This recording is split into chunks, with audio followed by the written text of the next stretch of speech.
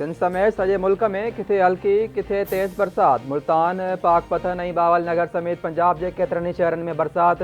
कराची के मुख़्तलिफ़ इलाइक़नि में फुड़ गर्मी जो ज़ोर टुटी वियो। थधियुनि हवाउनि सबबि मौसम ख़ुशगवार। चौमासी जूं हवाऊं बलूचिस्तान में दाख़िल थी वियूं। उत्तरी ऐं ओभर वारे इलाइक़नि में बरसातूं। मौसमियात खाते हलंदड़ साल बलूचिस्तान में मामूल खां वधीक बरसातुनि जी अॻकथी करे छॾी।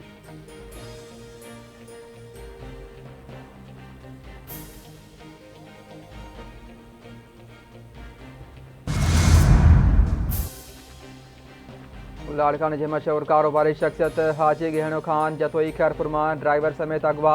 दाड़ेल ॿिन्ही ॼणनि खे अगवा करण बाद कार पुलिस चौकीअ वटि छॾे कचे ॾांहुं रवाना थी विया।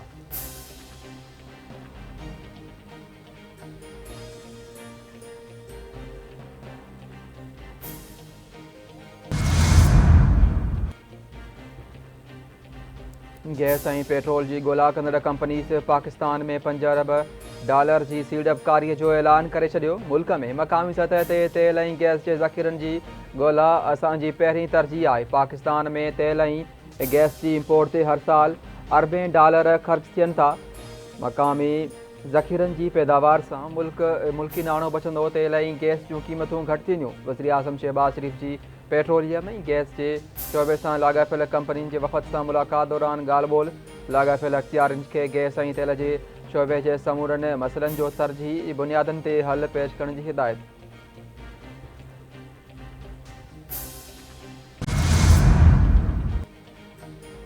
बिजली वाफ़ेदारनि जे बिलनि में वाधू यूनिट शामिल कंदड़ ऑफिसरनि ख़िलाफ़ कार्रवाईअ जो फ़ैसिलो। वज़ीर आज़म मुलविस ऑफिसरनि जी निशानदेही करण लाइ FIA खे जांच जी हिदायत करे छॾी। शहबाज शरीफ़ चयो आहे त अवाम दुश्मन ऑफिसरनि ऐं अहलकारनि जी निशानदेही करे संदनि ख़िलाफ़ सख़्त कार्रवाई कई वञे।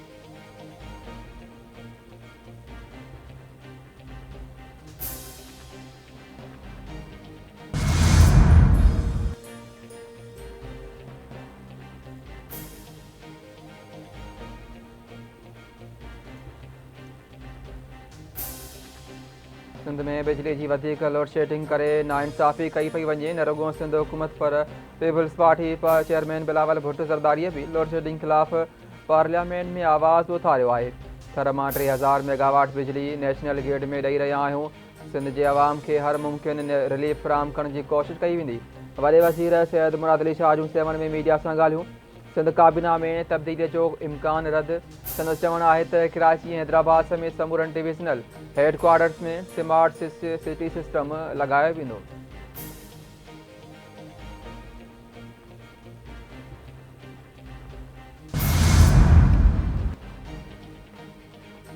उमर अयूब जी PTI जनरल सेक्रेटरी तौरु इस्तीफ़ा नामंज़ूर। PTI बानीअ जूं उमर अयूब खे सिक्योरिटी जनरल तौरु ज़िम्मेवारियूं जारी रखण जी हिदायत। चेयरमैन बैरिस्टर गोहर PTI जी बानी जी हिदायत खां पोइ नोटिफिकेशन जारी करे छॾियो। चयाईं त PTI उमर अयूब ते एतमाद जो इज़हार कयो आहे।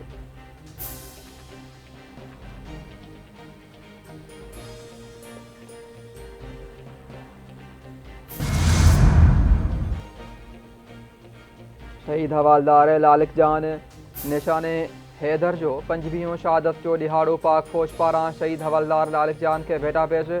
ISPR मूजिबि 25 साल अॻु हवालदार लालिक जान बेमिसाल जुरत ऐं बहादुरी सां कारगिल जंग में जान जो नज़रानो पेश कयो। शहीद लालिक जान जी कुर्बानी ऐं बहादुरी सिपाहियुनि लाइ मशले रहा आहे। Joint chief of staff committee ऐं सर्विसिस चीफ पारां शहीद हवालदार लालिक जान खे भेटा पेश।